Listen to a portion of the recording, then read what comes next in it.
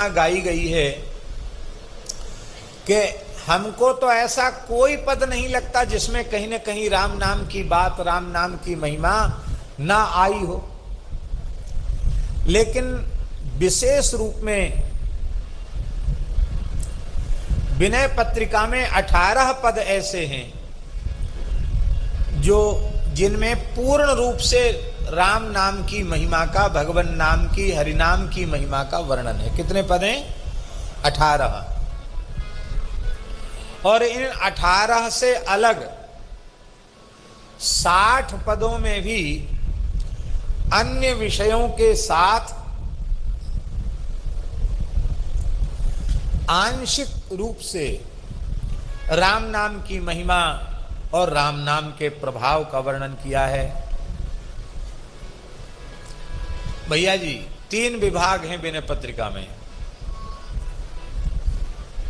पदों में, 18 पदों में, अथवा और जो अन्य जहां नाम महिमा उन 60 पदों में, उनके हम 3 विभाजन कर सकते हैं विचार वैचारिक दृष्टि से।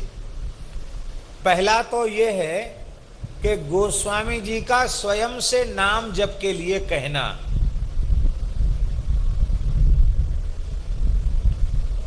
ये पहला प्रतिपाद्य विषय है। स्वयं से लिए जप के लिए कहना, स्वयं भजन के लिए कहना।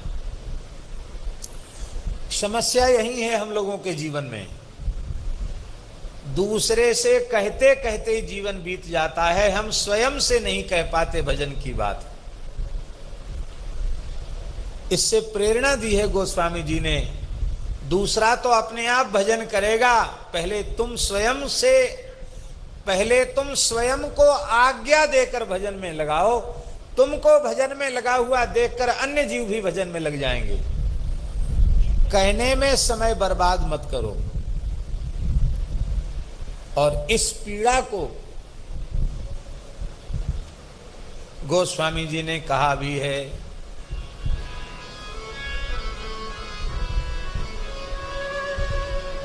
एक ही एक सिखावत, बरवे रामायण, एक ही एक सिखावत जपत न आप, तुलसी नाम प्रेम कर बाधक पाप। सब एक दूसरे को सिखा रहे हैं, भजन करो भजन करो भजन करो, खुद भजन में नहीं लग रहे हैं। नाम में प्रेम क्यों नहीं है? क्योंकि नाम में प्रेम को उत्पन्न कराने में पाप ही बाधक है, और पापों के नाश का नाम से श्रेष्ठ कोई साधन नहीं है। क्योंकि पापी में पाप करने की उतनी सामर्थ्य नहीं है। महा महिमामय सर्व समर्थ भगवान नाम में पापों को नष्ट करने की जितनी शक्ति है, पापी में पाप करने की उतनी शक्ति नहीं है। इसलिए स्वयं को जप की आज्ञा देना, भजन में लगाना।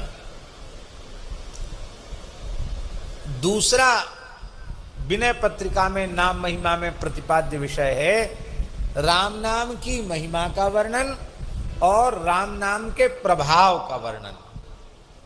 ये दूसरा विषय है।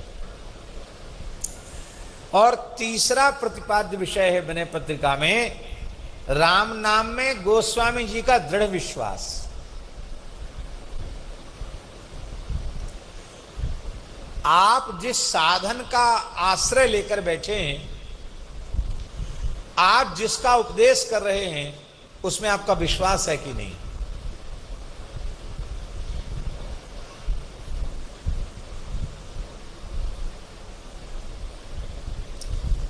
कई बार बहुत से लोग कहते हैं कि हम परम श्रद्धेय स्वामी राम सुखदास जी का प्रवचन सु बड़ा प्रभावशाली प्रवचन, एकदम सीधे अटैक करता था मन पर, सीधा प्रभाव। और कई कई जगह प्रवचन सुनने जाते उतना प्रभाव नहीं पड़ता। क्यों नहीं पड़ता? स्वामी जी जो कुछ कहते थे उस पर उनका बड़ा दृढ़ विश्वास, पक्का विश्वास था। उस विश्वास के कारण उनकी वाणी में इतनी शक्ति थी कि जो सुना वो भजन में लग गया। परम पूज्य श्री डोंगरे जी महाराज इतने विश्वास पूर्वक बोलते थे कि उनके सत्संग से असंख्यों जीव जो विमुख थे वो भगवत सन्मुख होके साधन में लग गए। कितने तो हमारे संज्ञान में हैं जो सब कुछ त्याग के भजन में लग गए। आप जो कुछ कर रहे हैं उसमें आपका विश्वास है कि नहीं, ये अपने आप से पूछो। आपका विश्वास है तो आपका काम बना बनाया है। एक छोटी सी बात हम बोल रहे हैं आपको। ये मस्तक पर भगवान का स्वरूप विराजमान है, तिलक। और शास्त्रों में लिखा है ऊर्ध्वम नयत्यत पुंड्र प्राणिनम पापकारिणम तस्याख्यायुर्द पुंडेति तस्मात् तद्धारे द्विजा। अधम से अधम, पापी से पापी मनुष्य को जो ऊर्ध्वलोक तक ले जाए उसका नाम ऊर्ध्वपुंड्र है। ऊर्ध्वपुंड्र धरो मर्त्यो म्रियते यत्र कुत्रचित स्वपाकोपि विमानस्थो ममलोके महीते। ऊर्ध्वपुंड्र धारण करने वाला, ये वैष्णवों के जितने तिलक हैं सब ऊर्ध्वपुंड्र हैं, क्योंकि ऊपर की ओर तिलक किए जाते हैं। श्री रामानंद संप्रदाय का तिलक, श्री निम्बार्क संप्रदाय का तिलक, गौड़ी परंपरा का तिलक, विष्णु स्वामी परंपरा का तिलक, स्वामी हरिदास जी का तिलक, श्री हरिवंश जी का तिलक, सब ऊर्ध्वपुंड्र हैं। चांडाल भी यदि मृत्यु के समय उसके मस्तक पर तिलक विराजमान है तो विमान में बैठकर भगवान के धाम को जाता है। आपको सुनकर आश्चर्य होगा और शायद विश्वास न हो, पर आप विश्वास कीजिए। इस बार हमने श्रीमद् देवी भागवत का पाठ किया। देवी भागवत का ये श्लोक है। देवी भागवत में ऊर्ध्वपुंड्र की जो शाक्तों का प्रधान ग्रंथ है, उस ग्रंथ में ये श्लोक लिखा है ऊर्ध्वपुंड्र धरो मर्त्यो मृत्य यत्र कुत्रचित स्वपाकोपि विमानस्थो ममलोके महीयते। उसमें ये श्लोक मिला इस बार पाठ में। आप विचार कीजिए, अद्भुत है। अब ये शास्त्र वचन है, इस पर यदि हमारा पूर्ण विश्वास है तो केवल तिलक के सहारे राम जी के चरणों में पहुंच जाएंगे हम। और हमें तिलक की महिमा पर विश्वास नहीं है तो बिना विश्वास के करते रहो। बिना विश्वास के भक्ति ही उत्पन्न नहीं होगी, बिन विश्वास भगति नहीं। विश्वास बहुत जरूरी। आप जो कुछ करते हो उसमें विश्वास करो। भगवत चरणामृत में विश्वास, भगवत प्रसाद में विश्वास, गुरु महिमा में विश्वास, संत महिमा में विश्वास। विश्वास ये पथ ही विश्वास का है।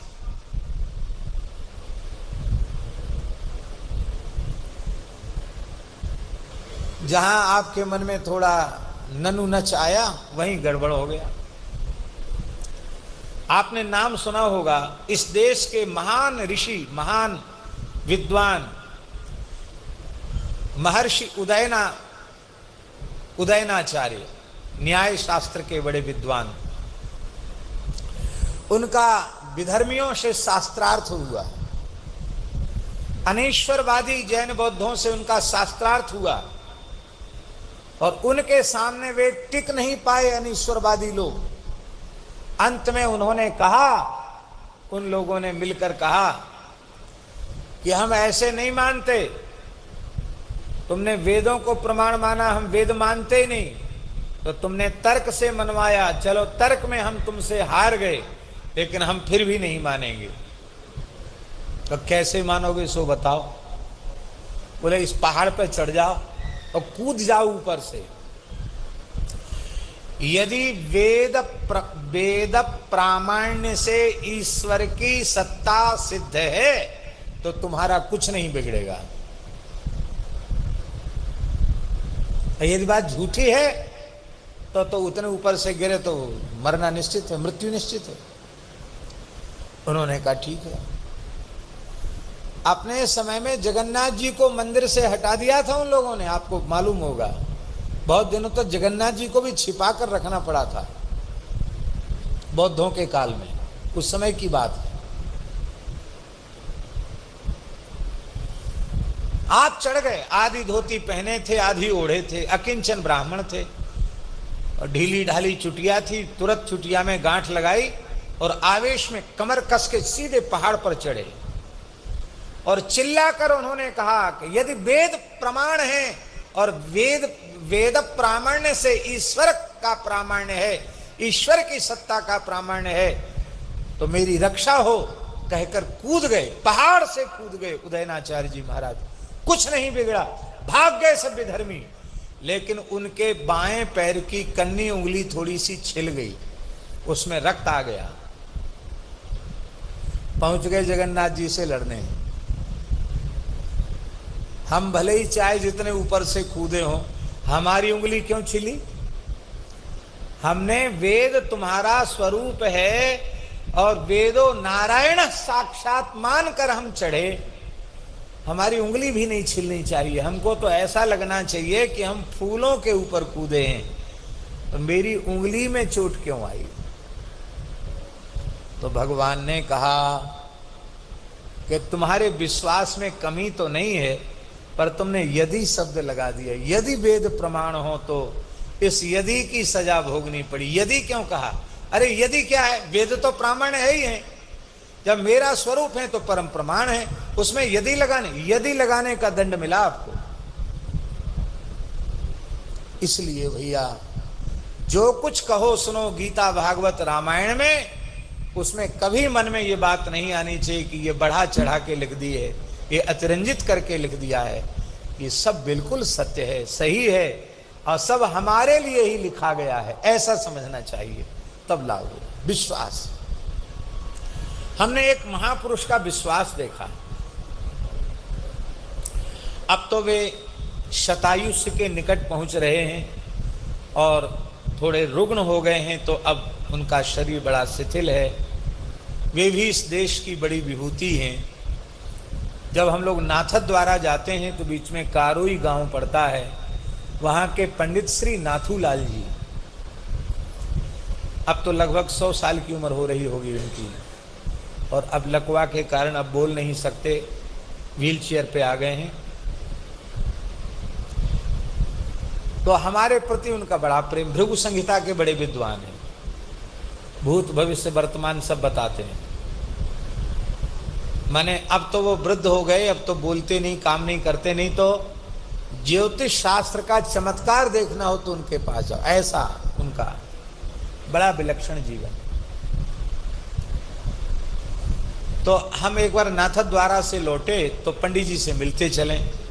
उन्होंने कहा हम तुम्हारा कुछ देखना चाहते हैं, देखो। तो उसमें एक बात निकली, कोई बात निकली पोथी में उनकी। तो रात्रि के लगभग 11 बज रहे थे। आप थे साथ में कि नहीं थे? आप नहीं थे। उन्होंने अपनी वृद्ध ब्राह्मणी जो सो गई थी उसको जगाया, अपने परिवार के छोटे बच्चे सबको जगाया और स्वयं उठकर प्रणाम किया और अपनी पत्नी को सबको प्रणाम करवाया। उनकी पोथी में लिख रहा था कि इनको प्रणाम करने से सब आदि व्याधि का शमन हो जाएगा, ऐसा उसमें लिख रहा था उनकी पोथी में। उन्होंने कहा मेरी गृहिणी बहुत परेशान है, दंडोत कर लेगी तो इस ठीक हो जाएगी। स्वयं भी किया, सबको कराया। अब ऐसा कोई प्रभाव है, उनके पोथी में लिखा है तो हम उसको नकारते नहीं है, जिसकी जैसी श्रद्धा। लेकिन ऐसा प्रभाव होता तो हम खुद ही बीमार क्यों पड़ते? हम तो बीमार नहीं पड़ते, अपना आशीर्वाद अपने लिए सबसे पहले दे देते, लेकिन वो होता नहीं। तो भावुकता की बात है। लेकिन वो मैंने देखा कि उनको स्वयं को अपने शास्त्र पर कितना विश्वास, ये देखा। सबको जगाकर प्रणाम करवाया। बोले इसमें लिखा हुआ है महाराज, आप क्या बात कर, इसमें लिखा है, भृगु जी महाराज बोल रहे हैं।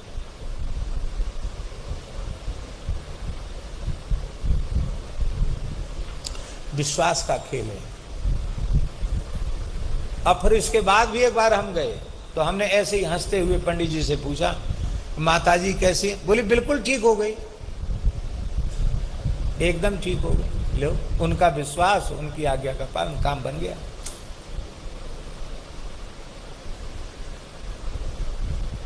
ऐसा हो जाता है।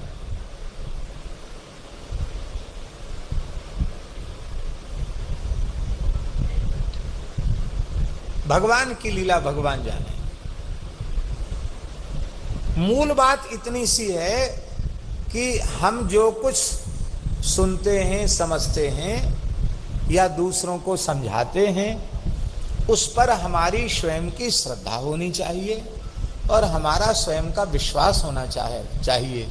तब हमारा काम बनेगा, और हमारा बनेगा तो आपका भी बनेगा। जिस ज्ञान से हमें स्वयं को लाभ नहीं मिला, उसका आपको कैसे ज्ञान का लाभ मिल जाएगा? आपको भी नहीं मिलेगा। पहले उस ज्ञान का लाभ हमको स्वयं को मिलना चाहिए, और वो स्वयं को मिलेगा तब जितनी श्रद्धा होगी, जितना विश्वास होगा, उसके अनुरूप लाभ मिलेगा। वो नहीं होगा तो भले व्याख्यान देते रहो, लाभ नहीं मिलेगा। तो राम